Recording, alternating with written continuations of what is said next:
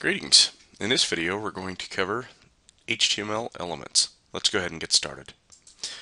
Alright, so the first thing I've done is I've opened up Windows Explorer and have my web page development folder open.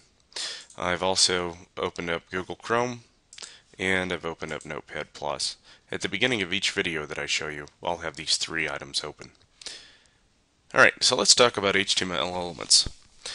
Now, when you set up an HTML document, every item in that document is considered an element.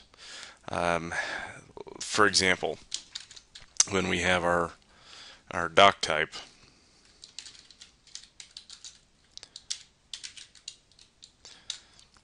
that's considered an element. Okay. Line breaks, paragraphs, anything in here. All of the things that make up this document are called elements. So when somebody goes, alright, so here are your HTML elements, well, that's what they're talking about. Now, one of the things about elements in HTML typically is that they'll have what's called an opening tag and a closing tag. Or you might hear it also called as a start tag. Here's what I'm talking about. Now, let's say I'm going to start my HTML document. I'll put in the doc type, and then after the doc type, then I'll put in what's called an opening or a starting HTML tag.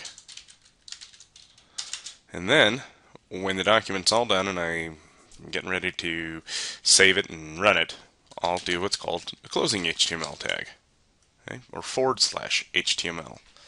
This is what usually, again, most elements in HTML have an opening tag, which is whatever the name of the tag is, and then when you're all finished with that certain element, then you'll close it out. And that's what's called a closing tag or an end tag. And that usually is a / and then the name of the tag. Okay? Now, the stuff in between these two tags is what's called the element content. So that's everything between the start tag and the end tag. One of the things that you'll see in HTML when you're typing in your document are what's called nested elements. So, for example, let's go ahead and start a paragraph. And inside my paragraph, I'm going to have two paragraphs. Let's say this is my first paragraph. So what I'm doing is I'm doing a open paragraph tag. Okay. And then when I'm done with my first paragraph, then I'm going to close this tag. Okay, closing paragraph tag. And now what I can do is type in a second paragraph. And then make sure to close out the P tag or paragraph tag when you're done. And also make sure that you indent your code so it's readable. So what I have here is I have several elements. I have a doc type element, I have an HTML element, then I have what's called a nested element, or an element within an element. In this case it's a paragraph, and then I have another paragraph, and then finally I'm closing out my HTML element here.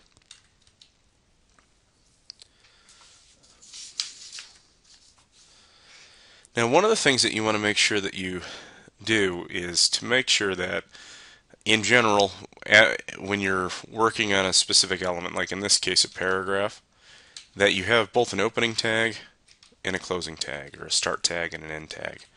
Now, here's what's going to happen. If you have a paragraph and it doesn't have an end tag, well, how HTML is going to, or how your web browser is going to treat this part of the document is that this is considered one paragraph because you have your opening tag, and then down here would be considered your end tag. And then for some reason in this paragraph you have another opening tag. And it can confuse the web browser, especially on older browsers that may not be very kind to mistakes. So you'll want to make sure that if you have an opening tag, that you close it out when you're done. And what you might find is when you are going through and you're creating your web pages, if you make a mistake, you might see that it doesn't render properly and it looks a little funny. Well, that can be indicative of having an element that isn't properly closed. So something you need to be aware of. Now, one of the things that you want to make sure that you always do when you're writing HTML is that the names of your elements should always be lowercase. Now, this will work if I type in a capital P for my open paragraph tag and then close it out with a capital P. Now that'll work and the browser knows that that's still, paragraph, but that's not good coding practice. It's not standard. Somebody looks at that, it might confuse them, as a programmer could anyways. And so what you want to do with best practices is make sure that all of your elements are lowercase. Now one of the only exceptions to this, and there might be a couple of others that we'll explore later on, but with your doc type element that is uppercase. But in general, elements are lowercase. Alright, so that's pretty much it for HTML elements. In the next video I'm going to show you, we'll start talking about some attributes, so we'll see you in the next vid.